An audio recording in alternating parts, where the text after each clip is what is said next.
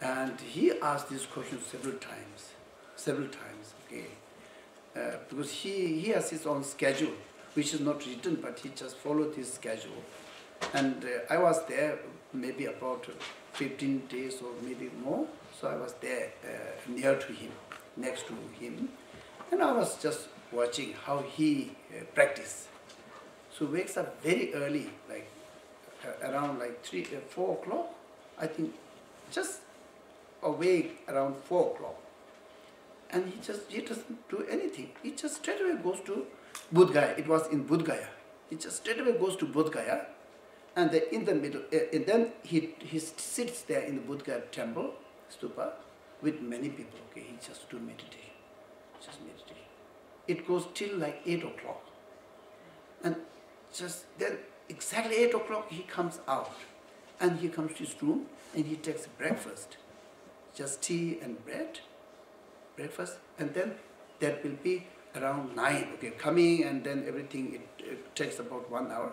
Exactly 9 o'clock, he comes out with a big bunch of scriptures and sit outside and put scripture like on this sort of table, small table, and he read like, wow, just put one like this, and then he takes another one and he read till 12, exactly 12. He read. And then exactly 12 o'clock he takes lunch. And we cannot invite him because he only eat in his own bowl, okay? And that is the size, okay, that is the size. Neither we can give more, of course we have no intention to do less, but we cannot give even more, okay? Just one bowl, whether it's rice or dal or vegetable or whatever, okay? Just one full of bowl, and we have to offer. And he just take, and then he take short rest, maybe 15 minutes or maybe half an hour. And again he goes to the Bodh Gaya temple till 8 o'clock. Okay, till 8 o'clock, he comes back, and then he sits in his room, just like this. Maybe, I don't know, it maybe go quite late, you see. Minimum, I think, he stays till like 12 o'clock or maybe more. But I have never seen he is falling asleep. He's 81, at that time he was 81. And then I requested him to give a teaching which is very short. It only takes about 1 day, maybe, okay? And in the beginning he was a bit reluctant. Oh, there's another teacher, you can receive from there. Another teacher, he's also there here in Bodh Gaya, you can receive from there. But then I said, oh, I really like to receive from you. Then on that day, then his schedule was a bit changed. Otherwise, it's just always like this. I have never seen him just falling asleep or tired, or he was 81. And on that year, okay, and then he instructed me to make catalog of all his books, scriptures.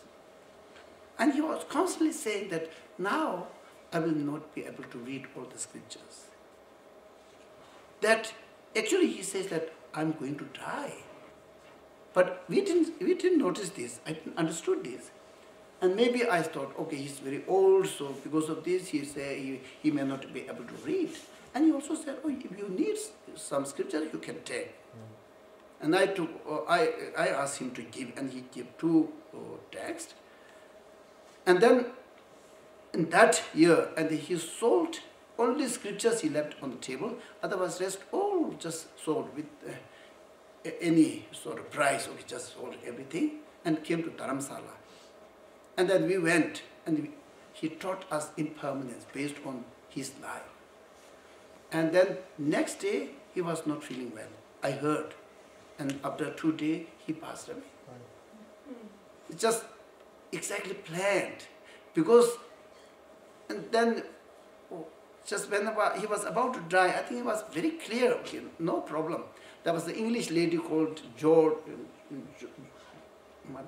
Joyce. She often go there to treat his eye and do some sort of treatment. But then he rejected, so don't come. Okay, he rejected. And she was not aware that he was going to pass away. As soon as we heard news, okay, sad news, and initially we went, one of my friends, Rinpoche, we went, and then he was sitting like this. Almost like unbelievable that he was passed away. Yes, just his face was as shining as before. So, why I'm saying this is that I think he was always asking to me, are you prepared? Okay, are you prepared? And then he often asked, do you remember the death?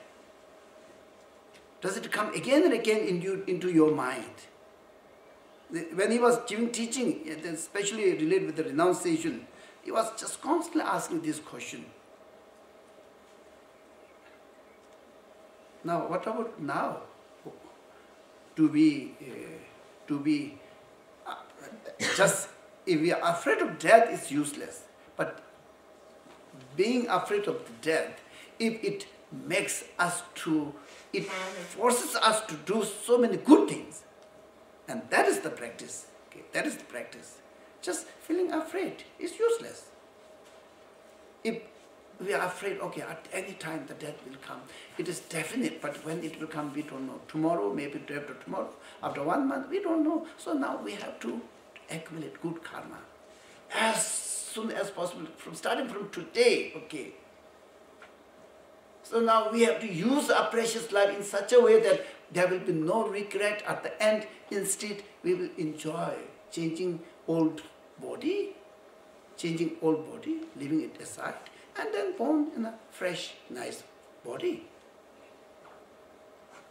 And that is also possible if we really see that our existence, in the cyclic existence, which is in the mouth of death.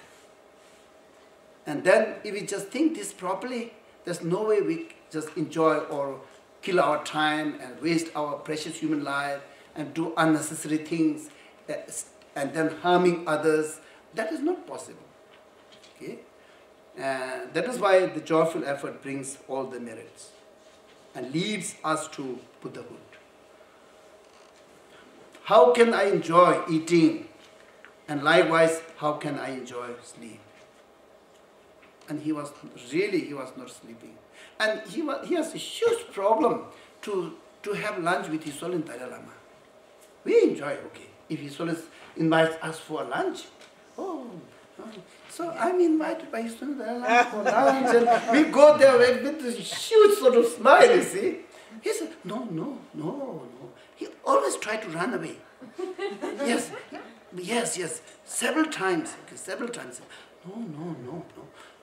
So my body, okay, he said, my body is like garbage. My body is really like garbage. So it will create a lot of bad smell in his residence. So please tell him that thank you for inviting, and now I have already, I planned everything, so please tell him thank you. But His Holiness will ask him to come, please come. And I think I didn't see how but some of his attendants told me that he just sit there and eat everything like close eye, and it's no time to talk with His Holiness. When he asks some question, okay, then he's like and that, then he eat as soon as possible, fast, and then he say, okay, thank you, I'm going. So because there's no time, okay, no time to waste. And then he never talk about this. He never talk about this. And because it's, of course, when His Holiness meet, because there are so many nice things, a discussion and everything, very nice. But then according to his level, okay, there are so many more nice things to do. And it goes like beyond our sort of way of thinking. And of course, when if we see him, he's not very clean, his clothes are very dirty, and the eyeglass are like big thread, okay, big thread, and all lot of dirts, and then his hands are also quite dirty,